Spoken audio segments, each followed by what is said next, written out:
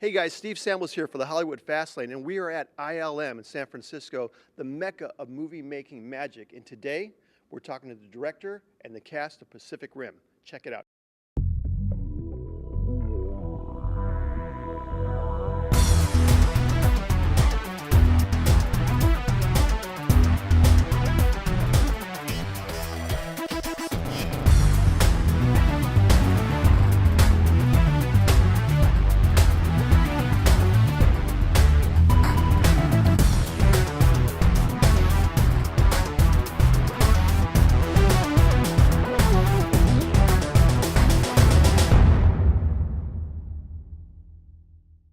Steve Samblis, how you doing? How are you, Steve? Good to see you, man.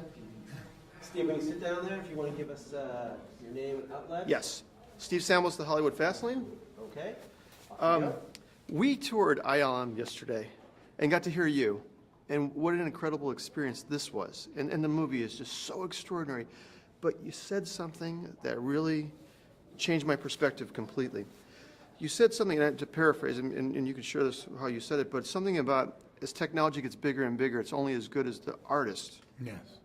And I think our viewers would love to hear this because this is the difference people don't understand. Well, I think that a lot of misconceptions about computer animation is that people think computers make the animation, but in reality, that's like calling a painting brushwork. You're right. You know, Yes. computers are just a tool, and the animation is neither better nor worse than any traditional animation. It's just as good or as bad as the animators creating it, Yes. as the director directing it, as the cinematographer illuminating it, and all these elements. When you see a movie like Pacific Rim, each shot that is digital has the expertise, work, craft, and artistry of dozens of people in a single shot. And all of us work really hard, direct the acting in it, direct the light in it. And I think some people think that you just press a button in a computer and the shot comes out. Yeah, it says Jaeger, Kaiju, and it's Yes. not. It's very important to know that it's made by humans.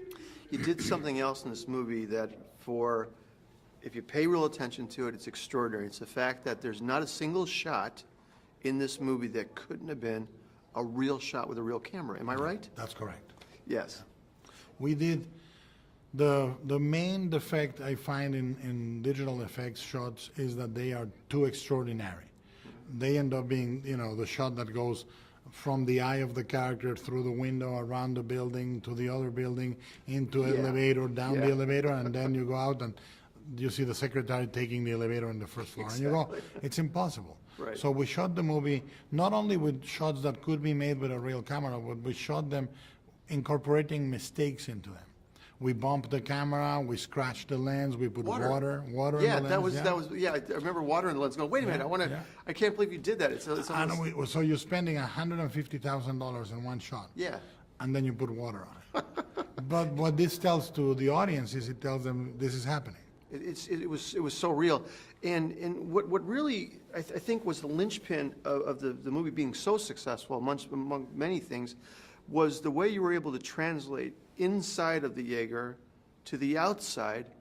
I never felt that there was a disconnect with the emotion or the intensity, and how were you able to make this happen? Because it happens, but there's a lot of technique to get there. Yeah, we plan very carefully the way we're cutting the movie before we film it. Mm-hmm. So I know how I'm cutting before I shoot.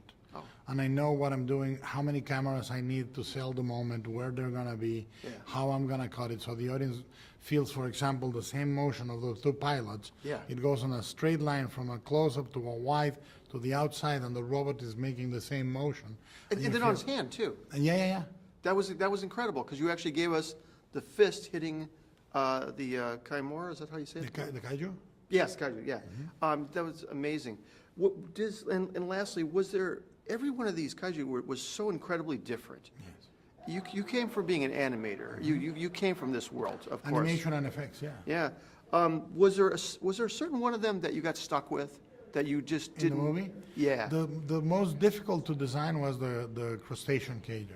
The one that looks like a cross between a Japanese temple and a crab. Yes, yeah. That was very hard to design because I wanted him to look like an armored tank. Yeah.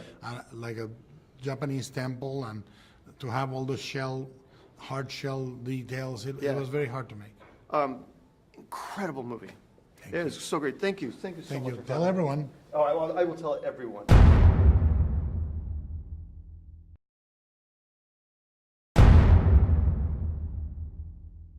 Marshall, can we just talk about this for 1 second?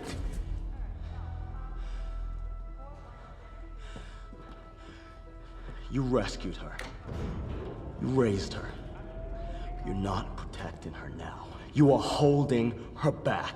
1, don't you ever touch me again. 2, don't you ever touch me again. Now, you have no idea who the hell I am or where I've come from, and I'm not about to tell you my whole life story. All I need to be to you and everybody on this dome is a fixed point. The last man standing. I do not need your sympathy or your admiration. All I need is your compliance and your fighting skills. It's interesting. It's like sometimes the hardest part of your job is this. Oh, as by opposed far to and moving, away. right? You Oh, know? yeah. Oh, yeah. Really? Yeah. Okay. Steve Samblis, Hollywood Fastlane. Guys, we saw it last night. Wow. You forget to breathe, and then you get to the crush, you go, like this. You know? That's good. Now, it was for you. I mean, you kind of made your bones with Wire and Luther, and you got Sons of Anarchy, so is kind of your heart, and you do this thing that's so big. How is it different? Doing something like this? I mean, the process is actually pretty much the same, you know what I'm saying? It's a camera, it's a crew, and blah, blah, that's pretty much the same. But, this film, especially this film, and working with a director like Guillermo, he's built such a massive, huge world, like, normal acting will not suffice. I don't mean it in the sense that you have to be slightly bigger or anything like that, but it's really about sort of bringing this imagination from Guillermo to life in a character. He's, when I saw some of the early diagrams of my character, they're all like this, and you have to bring that to life. It was actually a brilliant process, and Guillermo's very, very he can share his vision very well and eloquently, and give you different ways to play a role. Well, I mean, the fundamental difference is just the amount of time you have. When you work very, very rapidly in television. On my TV show, we shoot an hour of television every 7 days. We shot this movie that's 2 hours over the course of 105 days. So it's beautiful, you have the luxury of being able to try a lot of different things. The technology and this, well, we got to see the suits you guys are wearing. Yeah. These things are $100,000 a piece just to make them. Yes. They're incredible, but I just got to think they looked a lot of rubber. What were these things like to actually wear and act in? They weren't rubber, actually. It was sort of like really sort of hard, good. Was it plastic? Would you Yeah, say? like- Is that what it was? But it looked fantastic. I remember Well, wearing them. it's kind of like a rubber underbase Right. that had some flexibility and movement, and then like the Like a armor. wetsuit. Yeah, Yeah, the underneath. armor stuff over the top was like A lot of sweating going very, on, I'm thinking. A I just- lot of that's sweating funny. going But on. I tell you what, man, you got like 600 extras. I remember you had to do it once or twice. You walk through the extras, walk through with one of these suits. People get out of the way, bro. You know what I mean? they? You might just get out of the way. I mean, I because saw it looks both your bad. suits, and they're just enormous. They're foreboding. Yeah. And then lastly, you had to do something in these roles. You had to translate into this big giant creature, so there was no line of demarcation between when we saw the Jaegers and we saw you guys. We felt it was even. You know what I'm Right. saying? Well, we felt that we were capable of piloting yes. them. Yeah. How did you guys get there? What was the process to get there? Well, it's funny, after a little bit of wearing the suit informed the movement. I mean, you can't just be that casual in the suits. They're all of these pieces of armor are all clipped up, so it almost demands that you have good posture. And then, the way the leg pieces move, you almost have to lift your feet a little higher when walking. So when we're wearing the suits, just the physical aspect of the suit informed a lot of the physicality of the character. That's true. There was a lot of choreography in the training for this. You know what I mean? We trained without the suit, obviously, but it was about getting the synchronicity between the two pilots. And there were literally routines, like a fight routine, and then we get into the suits, and then we harness ourselves into the gimbal and do the same routine. And so what you get is this sort of, it looks like we're drifting. When I move, he moves. It was really fantastic. It was so real on screen. Yeah, it's good. That's good. Guys, one of the most epic movies I've seen in the longest time. You guys were incredible. The movie was great. Thank you. Thank you so much. It was really good meeting That's you fellas. great. You too. Good seeing you. Thank you. We always thought alien life would come from the stars, but it came from deep beneath the Pacific.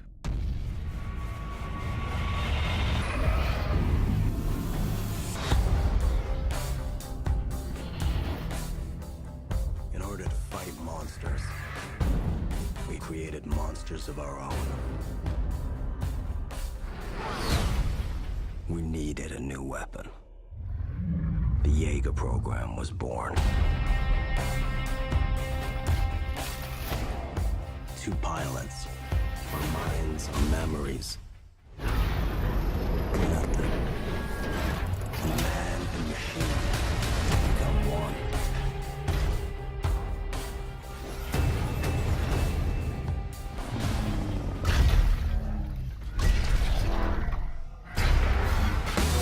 Today, at the edge of our hope, at the end of our time, we have chosen to believe in each other. Today we face the monsters that are at our door. Today we are canceling the apocalypse.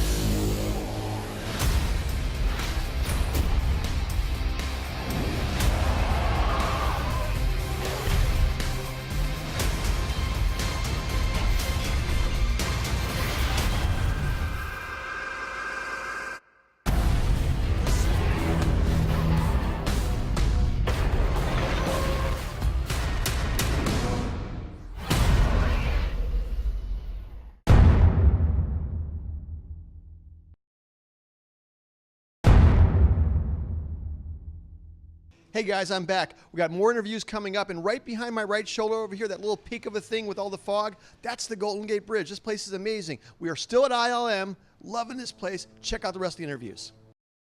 Remember, it's about compatibility. It's a dialogue, not a fight. But I'm not gonna dial down my moves. Okay. Then neither will I.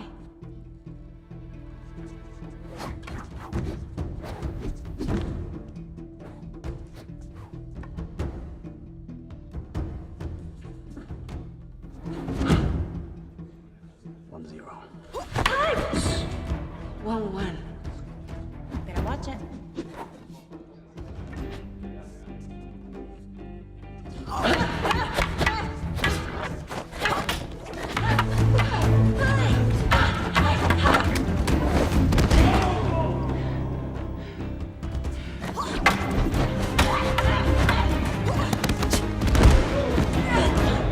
Enough.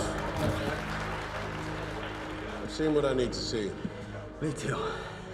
She's my co-pilot. Have energy. Oh, you have a lot of energy. a lot of caffeine. It's good for you. Diet Coke. Diet Coke, it's the best? Yeah. Yeah. Would you please give your name, your Yes, Steve Samblis, The Hollywood Fastlane. And we're rolling. Okay. I saw the movie last night. Thank you. Wow. It's amazing. And you were amazing in this. One of my favorite scenes is this fight scene with the bows. Stick fight? Yeah. Yes. It's amazing. Now you fight with swords. Yes. Yeah. But do you fight with a bow also? Yeah. I have like a special skill Japanese, like a samurai sword Yeah, blade, but yeah. you know, it's not a same shape, but it's like I could handle Similar. both of that. Yeah, Because yeah. the stick, you know. It's very aggressive. Yeah, I love that scene.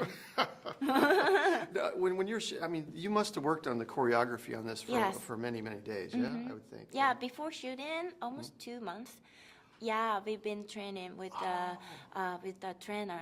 But Oh, that's interesting because also when you're inside of the Jaeger, also you're also kind of moving similar. Right. Did you practice with the suits or without the suits? How did you get to this point? We did some rehearsal with the suits too, but you know, our suits were very heavy, and then you know, actually I had like love-hate relationship with Did you? it.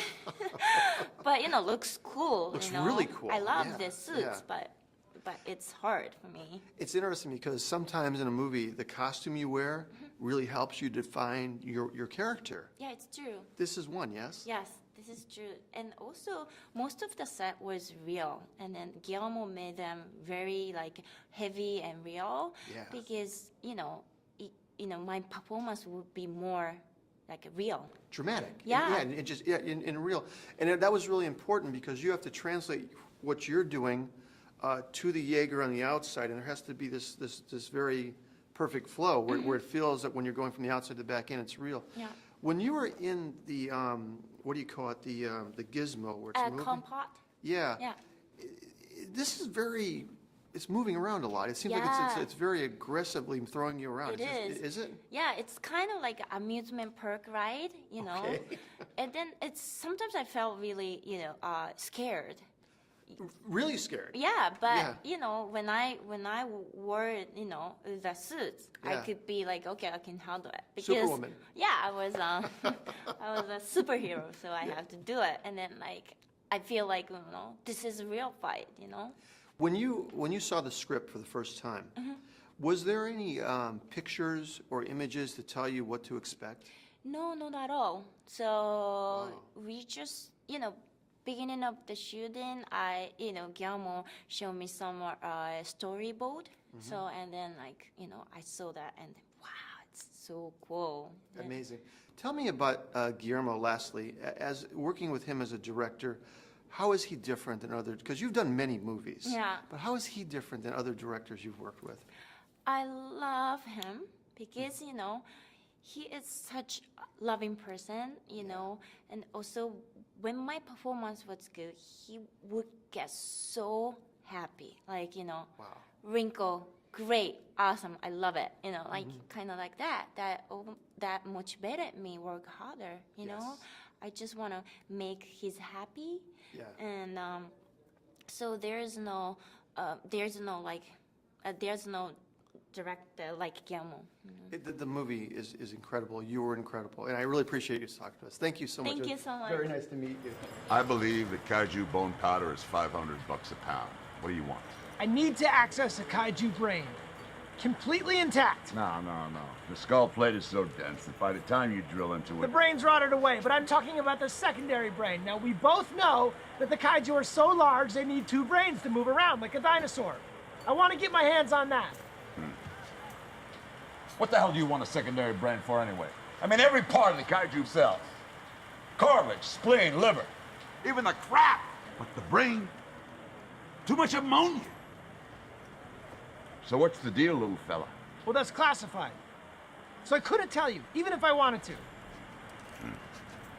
But it is pretty cool. Steve Samblis, Hollywood Fastlane.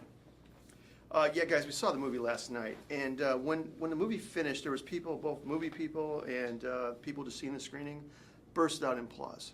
Wow. It was that good, and for me, one of the best parts is what you guys did. I mean, your role, if you read the lines, you could have really played this very straight, but you were fantastic. The humor you brought to it. Yeah, well, I think that's why they gave me the job. I'm thinking. I think they wanted a little bit of this quirkiness in the movie. I tried to play it straight from time to time, and then find a moment or two to break up some of the action with some levity, and then also hopefully there are some times where you're genuinely worried for the character. And You're heroic in it.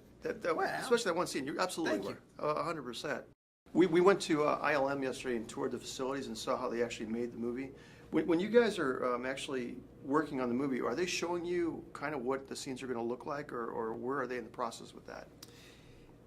It's interesting because of the scale of these robots and these monsters.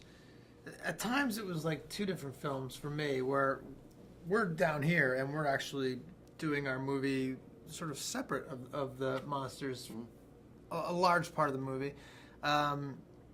So that those big fight sequences would be described to me, but they surpassed everything that was what I thought it could be. When did you guys actually see the final edited movie? I haven't seen it yet. Oh, you haven't? Oh, I haven't seen the 3D. Oh, version, guys, so. it's so good. It's absolutely incredible. The idea of the movie, when you read the script, I mean, you can't ever imagine it could be so epic. you know. And when you first got it, what was your thoughts on where it was going to go? Well, just like you said, I couldn't imagine quite the scale of it. I sort of wrapped my mind around it, but the movie turned out to be 100 times larger and more action-packed and funny and intense than I had been able to picture when I read the script. Is this one of those movies that could be? I mean, there couldn't be a second one of these, could there? Sure, there No. can always be an Could attack. there? Yeah. No. Because the thing is, you know, yeah. Definitely, there could be. And There should be. I mean, only if somebody asked. get to throw a bunch of money at it. How would you describe what the movie's about? If you were going to tell a fan who's about to see it that doesn't know anything about it, how would you describe what the essence of this movie is? These monsters rise up from a rift in the Earth's core. They're voracious, angry, looking to have their way with humanity. The powers that be have to create something to neutralize them, Right. and to ultimately dominate them. Once again, an incredible movie. The audience just lost their minds at the end. I really appreciate it, guys. Thank you. All right, thanks a lot. Good Good talking to you. talking.